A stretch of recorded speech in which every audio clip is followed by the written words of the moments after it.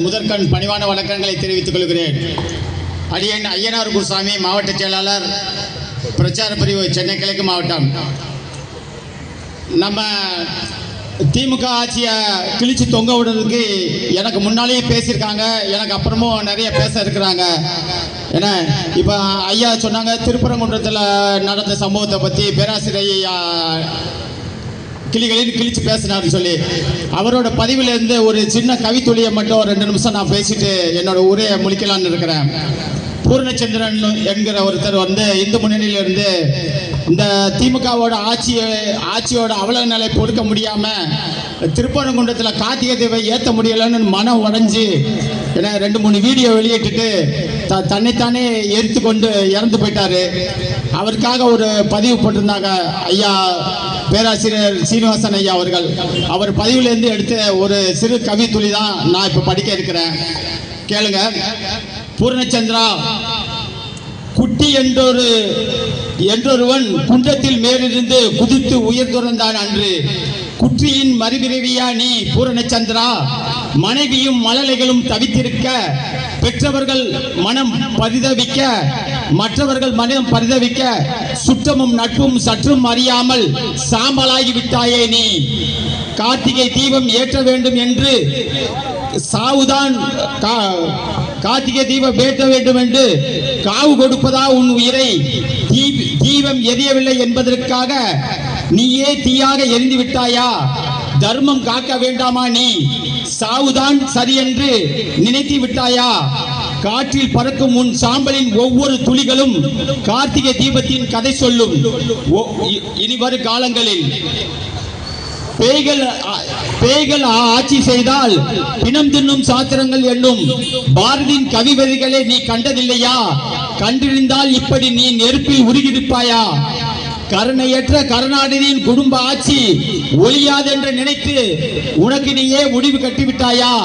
இல்லை இல்லை, இதோ வருகிற 26 சட்டமன்ற தேர்தலில் அடியோடு திமுக ஆட்சியை அழித்து ஒழித்து நமது பிஜேபி மற்றும் அதிமுக ஆட்சியில் கூட்டணியிலான அடியோடு ஒழித்து கட்ட இருக்கிறோம். போய்வாடா பூர்ணச்சந்திரா, அடுத்த ஆண்டு உன் திதி கொடுக்கும் இதே தினத்தில் குண்டத்தின் மலை மீது உச்சியில் தீபம் எரிந்து கொண்டிருக்கும். அப்பொழுது எங்கள் கண்களில் எழும்பும் கண்ணீர் துளிகள் அனைத்தும் அந்த தீபம் உன் நினைவால் எழுவும் என்ற கண்ணீர் துளிகள் அந்த தீபத்தை அணைத்திருக்கும். போய்வாடா பூர்ணச்சந்திரா, போய்வாடா என்று பேராசிரியர் சீனிவாசன் அவர்கள் இந்த பதிவை போட்டிருந்தாங்க. உங்கள் முன்னால இது பண்ணியிருக்கிற இந்த கேடுகட்ட ஆட்சியை பத்தி ஒரு 2 இது. ஏன்னா இந்த கேடுகட்ட திமுக ஆட்சி எதுல தான் ஊழலை பத்தி இதே இல்லை. ஒரு கக்கூசு கட்ட கூட தெரியாத அவல நிலை தான் இந்த திமுக ஆட்சி பண்ணிட்டு இருக்கிறாங்க. ஒரு கக்கூசு எப்படி கட்டணும்னு கூட ஒரு சின்ன பசங்களுக்கு கூட தெரியும். ஏன்னா ஒரே கக்கூசுக்குள்ள 2 கோப்பையை வச்சு பதிச்சிருக்கான். ஒரே கக்கூசுக்குள்ள பக்கத்துல 2 தடுப்பு, எந்த தடுப்புமே இல்லை. எந்த மடையானாவது இப்படி பதிப்பானா? எந்த மடையானாவது இப்படி பதிப்பானா? ஒரு பள்ளிக்கூடத்துல வரிசையா ஒரே ரூம்ல வரிசையா என்னமோ கொக்கோ விளையாடுறதுக்கு கோடு போட்டு வச்ச மாதிரி வரிசையா கோப்பையை பதிச்சு வச்சிருக்கான். அறிவு கட்ட எவனுமே, எந்த இன்ஜினியரை இவ்வளவு கேடுகட்ட இன்ஜினியர்கள், அறிவுகட்ட இன்ஜினியர்கள் எந்த உலகத்திலையும் நீங்க பார்க்க முடியாது. ஒவ்வொரு இதுலையும் மழைநீர் வடிகாலுக்காண்டி 4000 கோடி மத்திய அரசு கொடுத்தது. 4000 கோடி அப்படியே முழுங்கி எடுத்து வாரி போட்டுட்டு மழை வந்து அங்கங்க குண்டும் குழியுமா நிறைஞ்சு கிடக்குது. ஏன்னா ஒரு சீனை போடணுங்கிறதுக்காண்டி குழி நிறைய தண்ணி இருக்குது. அந்த தண்ணியில போய் கலவையை குலைச்சு கொட்டுறான்.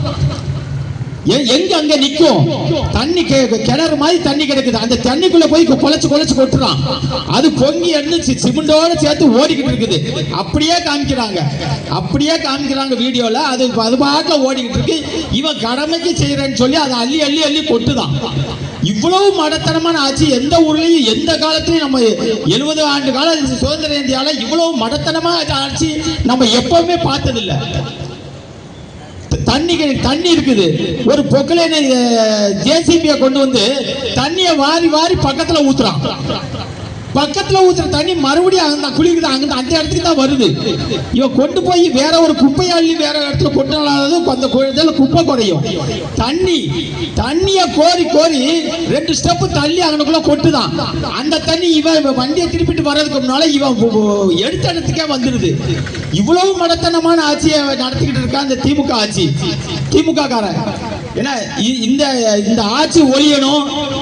அதனால நம்ம பாரதிய ஜனதா கட்சி எழுச்சியோட செயல்பட்டு இந்த வருகிற 26ஆம் ஆண்டுல சட்டசபை தேர்தலில் நமது பிஜேபி அதிமுக கூட்டணி அமோக வெற்றி பெற வேண்டும் என்று கேட்டுக்கொண்டு உங்களிடமிருந்து விடைபெறுகிறேன். நன்றி, வணக்கம். பாரத் மாதா.